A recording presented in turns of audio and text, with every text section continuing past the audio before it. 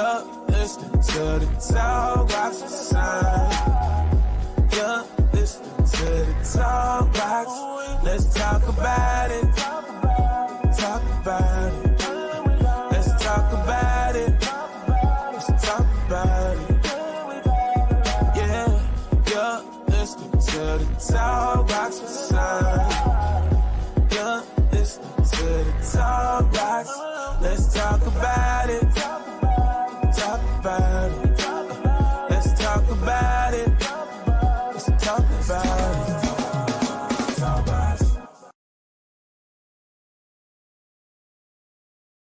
1450. And so we just want to welcome you to the Talk Box. And again, I'm your girl, Sonia G. All right, we're going to dive right in. We got somebody special in the building by way of Detroit, Nashville, Atlanta, all the way from Bali. She is here with us today, a really good friend of mine, Dr. Tiffaney Williams. Woo! Hey, girl. Hey, sis. How are you today? I'm good. Thank you for having me. Yeah, we're just so happy to have you. I know we've been talking from across the water, so it's good to have you in the place today. I want to just start off with, I know last week, well, not last week, the other day was Thanksgiving. So we were asking people, what are you thankful for? You know, what has the Creator did for you? And so when I think about you and your ways of travel, I know you got to say, Lord, I thank you. For sure. Man, the things, I'm so grateful for peace. I'm so grateful for having a sound mind and being able to regroup and have an opportunity to travel across the globe and do everything that I love to do. You know, we have so many tests and trials that try to catapult our mental, and Bali just put me in a space of peace, a different outlook on life, and even unlearning and relearning and learning how to actually love myself differently in solitude. Right. That's hey, a lot of times we're walking around here and we say all the time that, you know, God has given us the opportunity and the ability rather, and the authority to live an abundant life. But oftentimes we are not living an abundant life. We're just alive. And so I just want to take this time to tell you, I'm very proud of you for picking up and moving all the way over yonder way. So what made you want to do that? So 2023 and the beginning of 2024 almost just completely took me out. I lost probably 5 people from September to January of 2024. And most people know me for the financial lady, all things wealth. And I had some really tumultuous times and some things that happened that were so out of my control that just mentally just took me out. And I said, you know what? This is the first time in my life that my son is an adult and I feel safe in knowing that he is okay. And I don't have to consider anybody. Let me go back to my first love, which is traveling. And let me just pick up and go and just figure it out when I get there. Let me ask you a question. When you decided to move to Bali, were you just reinventing yourself and making sure that you wasn't running away from yourself as well? And the reason I say that is because people be listening, and I believe what we were just talking, we all have to find a balance. You know what I mean? Yeah. So you can't run away from anything. Now you can shift so that God can elevate you and give you a new perspective. But I don't want anybody listening to just say, oh, if Tiff packed up and moved to Bali, I'm packing up and moved to Bali. You know what I mean? Oh, yeah. So were you kind of led to go that way? So a lot of people don't know that I had never been to Bali before. That was on my to-do list. And for sure, I was God-led. I don't think anybody should go without preparation. I didn't have much preparation, but I knew that it was going to save my life mentally, emotionally, spiritually, physically, and even financially. Like when I left, it was so unprepared that it was so prepared, if that makes sense. Right, because right. I really listened to the voice of the Lord about leaving. And I knew that I needed to go and be in solitude. And I knew if I went anywhere that was close, people were going to visit frequently. Bali is 2 days away. Okay. I knew I was going to keep them folks away from me for a minute. And it wasn't so much as me running away from myself. It was so much I had to run away so that I can redefine, refine, and regroup in every aspect of my life without anybody else's influence.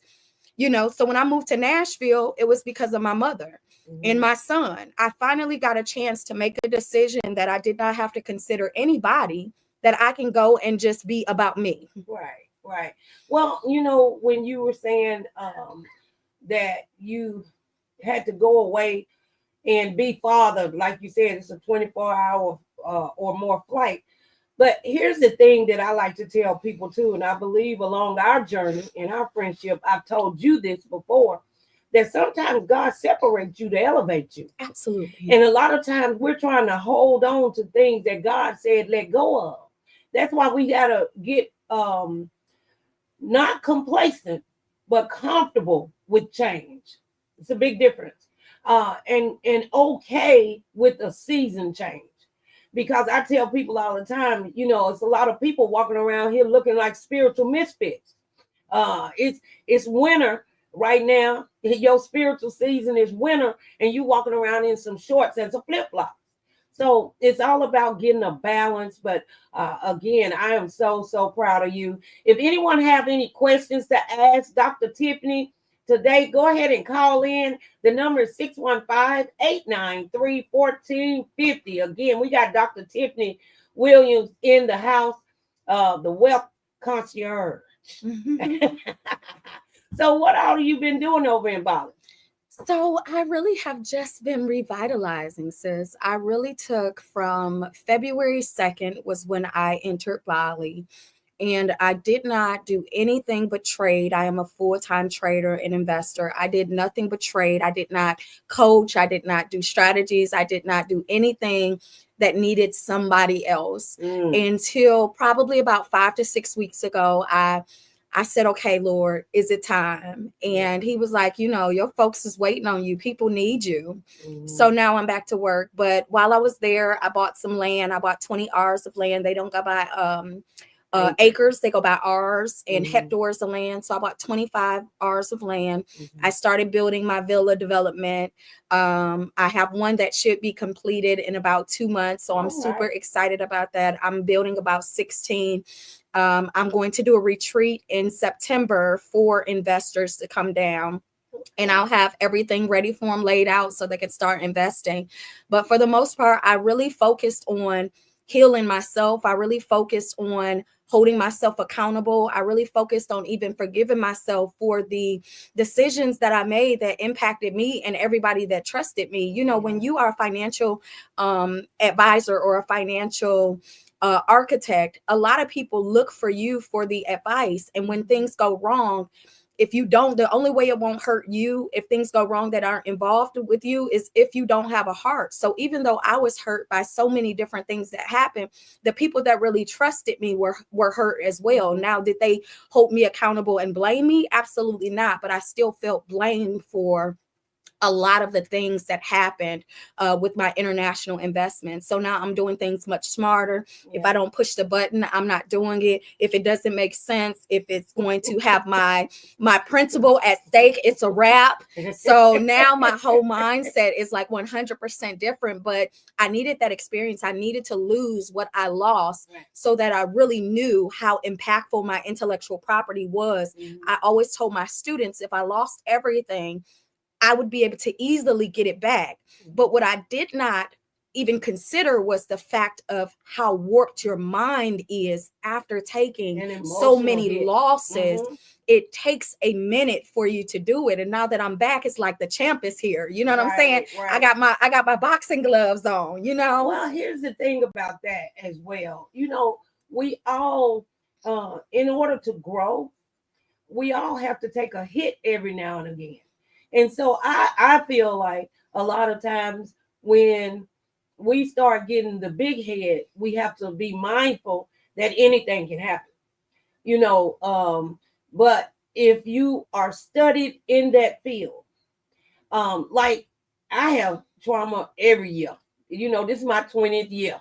And every year I have trauma. And I can remember that, the first couple of years, every time something happened, I'd fall to pieces. But now, 20 years in, it's a reminder I made it through then, I'll make it through now. Absolutely. And that's what is so important about being okay when seasons change. And that takes maturity. And you have to lose sometime to win. You just do. Because what are you going to learn? And on top of that, I'll tell you this. You took a hit last year. But guess what that did also?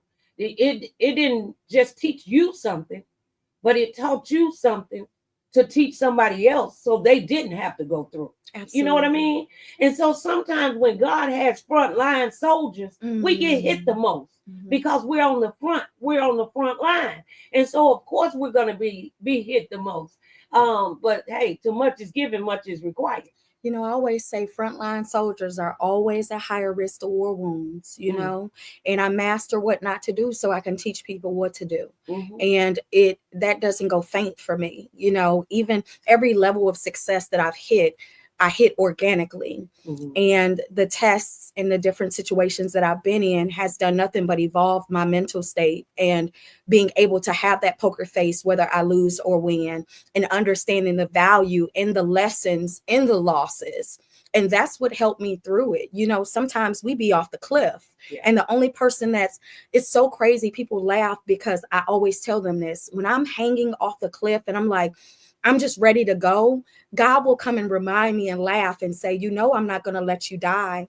You'll be a vegetable and somebody changing your diapers and you won't like that. So what we about to do? What's up? So I have to laugh because he has such a sense of humor with me. And it's nothing that can take me out. Like I have been through so much, Sonia, and a lot of it you have been through with me. But nothing has ever taken me out. I may have lost confidence for a moment, but even after that, it's like I still come back knuckles up, Right. And I'm just grateful. I think that that's so important. One thing I pride my mom, and I can't even say mom without getting ready to shed a tear. It's okay. But, one thing my mom taught me, she nicknamed me the bounce back queen. And then my pastor always say, well, God can just trust you with trouble. And even though we get tired of going through sometimes, that's just human nature. You want a smooth sailing. But my spiritual advisor told me one time I was complaining about just everything going wrong. I'm just tired. I just want a normal life. And she said, girl, if your life was normal like you wanted, you would be bored. Yeah. So learn how to enjoy your journey. That's why I wrote the book, Enjoy Your Journey. Regardless of what we're going through, when you can learn to enjoy your journey along the way, there's going to be some ups, there's going to be some downs. But I know that I am not the only bounce back queen. Even though my mom nicknamed me the bounce back queen, those who have visions and dreams and hopes and aspirations, you are the bounce back queen. You are the bounce back king. And with that being said, we got to just pick ourselves up, dust ourselves off. Are we going to be hurt sometimes? Absolutely. Is some folk going to walk out on us? Absolutely. Is other folk going to try to attach themselves to us? Absolutely.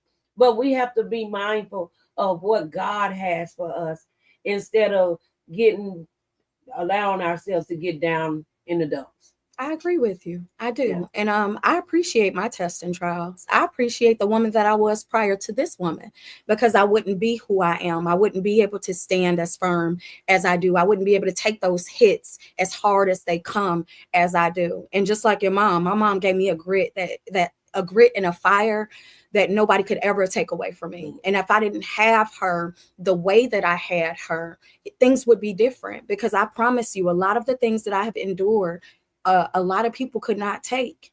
And I know it for a fact. So I just thank God all the time for just giving me his grace and his mercy and loving me through it, and always continuously wrapping his arms around me so that I can stay steadfast and unmovable, unshakable and unbreakable, because the world will try to destroy you. The world will try to make you feel inferior, take away your confidence, make you feel like you are lacking in every area.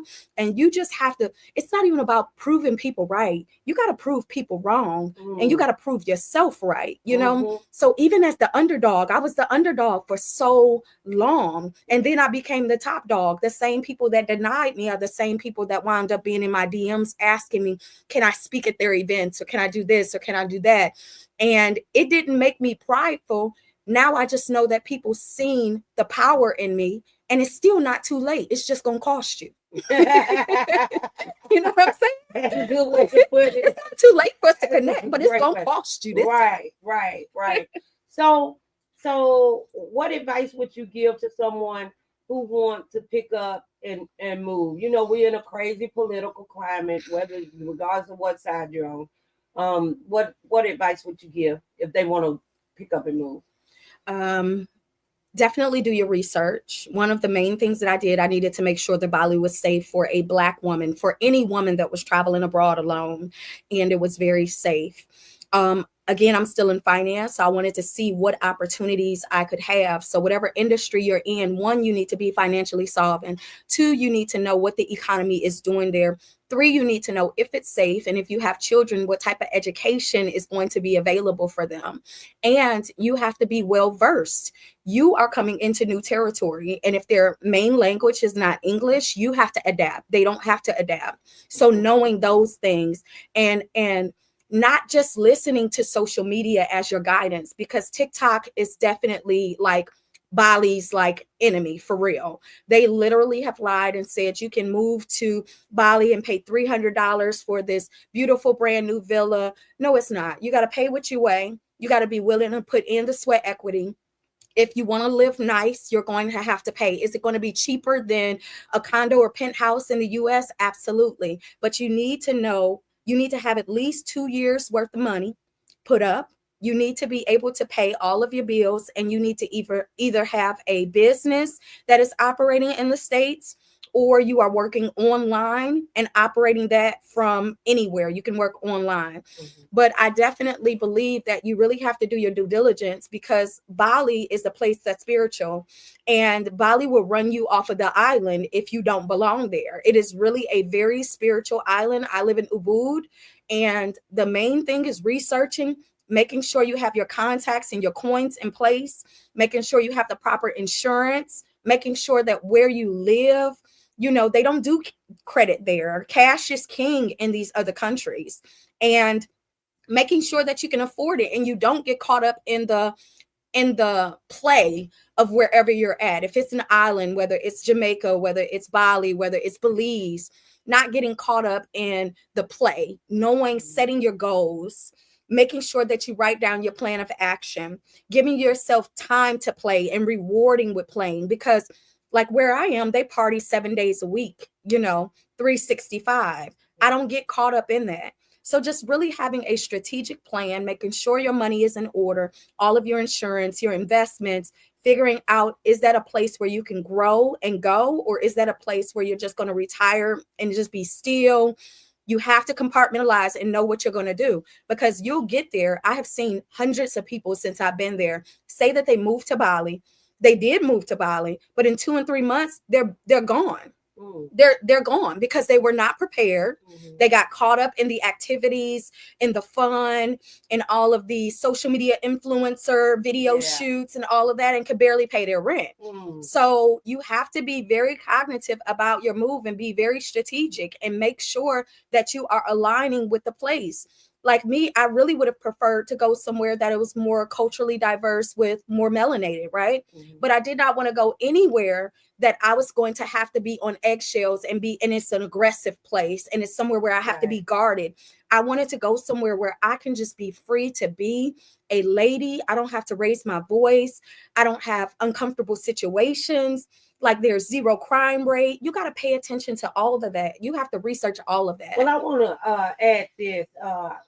As you know, I travel abroad a lot also myself. And for those who are on TikTok and IG and Facebook and you think you know a place, I remember once when I was in Uganda and my mama called me hysterical because they're fighting over there in the streets where you are. A lot of the stuff that you see is not true. Yeah. And so I think that everybody should travel once in their lifetime. Me personally, I love Africa. I love Africa too. I love Uganda. It's a beautiful place. Shout out to African Roots Guest House that always bring me in twice a year while I'm over there. But again, you're right. You have to do your research and not rely on these Instagram the influencers, whatever they call. You know, I'm old, so hey Nietzsche, how you doing, girl?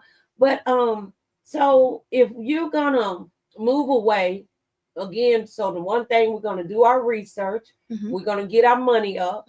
And before you do any of that, I want you to pray about it. Pray about it. Because everybody's not called to go move away. Everybody's not called to do what you're doing. Everybody's not called to do what I'm doing. And I think one of the problems we have in this season, everybody want to run in everybody else's lane. And when you're running a race, and if you run in somebody else's lane, that gets you disqualified. So we want to stay qualified for the race that God has made for you. Now, so in this last few moments, the time runs by so quickly. The key area that you're in is finances. So what advice do you give to someone from a financial standpoint? A beginner or like a beginner? Well, if you're trying to get your finances in order, I definitely recommend one, check your credit always. Get your personal credit in alignment. The banks are not loaning to the magnitude that they were before. And even if you have a business, you have to personally guarantee your business for funding. I know you see so much cliche things about business credit, but you have to be able to your personal profile is going to reflect what they give you in honor of the business side.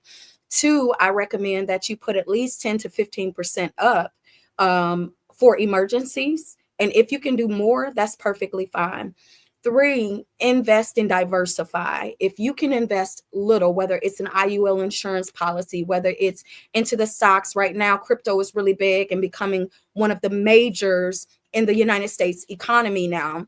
If you can, whatever you can do, just do a little bit and watch it grow. But I definitely think that you should diversify your portfolio. That does not mean in one sector. You have to diversify in different sectors. If you are able to purchase a home and have rental properties, doorknobs are the most important. I learned having millions and not getting so many doorknobs. That was a dagger to my success, because when things happen, I could have utilized my doorknobs as leverage. So I definitely recommend the diversification. Okay, wait a minute.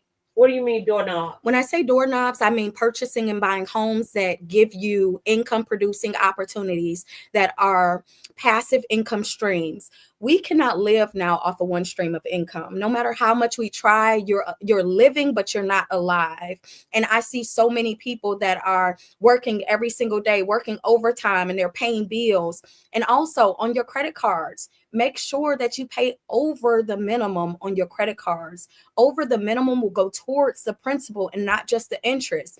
You have to do the little things. And I'm okay with like even offering 15 minutes here if you message me, if you DM me, for those who are following. But diversification is important. So there's so many ways we can go about, and I know we have such a short little time, but whatever asset accumulation you can get to increase and generate a passive income stream is something that I highly recommend. Well, I think one problem that's going on, especially in our community, we're so, my white dad taught me a very valuable lesson. Why he had to be a white dad? Because he's my white dad. He's white and he's my white dad. But my white dad took me over to the hood one day. And I think it's because we both taught each other so many things about each other's culture. Okay. And a lot of times in our culture, we want to look good before we are good.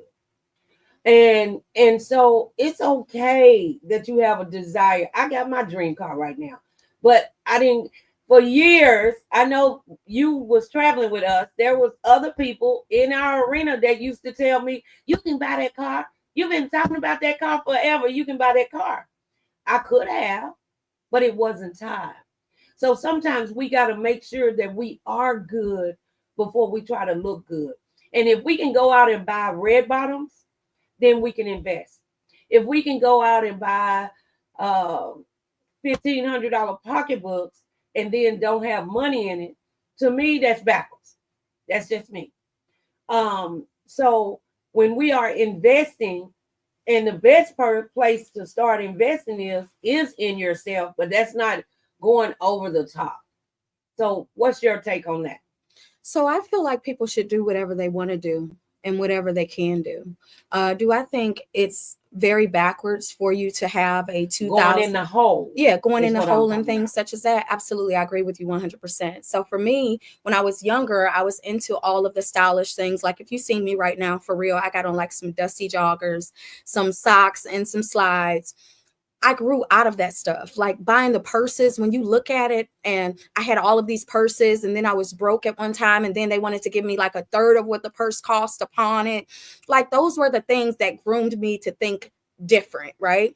I really believe that financial sovereignty in the Black community is so scarce because we lack the intellectual property and the intelligence and even the mindset to know that we can be better. It's not what we see on television or on social media that makes us look spectacular, because honestly, my only addiction is traveling. So you're not going to see me buy a $5,000 purse anymore. What I'm going to do is buy $5,000 worth of XRP at 33 cents. And now it's at $2 and it's going up. What I'm going to do is buy more BTC because my mindset is different. You are a product of your environment. And if you are around everybody that fashionably believes that that's wealth, then that's what you're going to gravitate to. For me, I'm not in that space. I feel like people should just do and be whatever they want to do, whatever they want to be.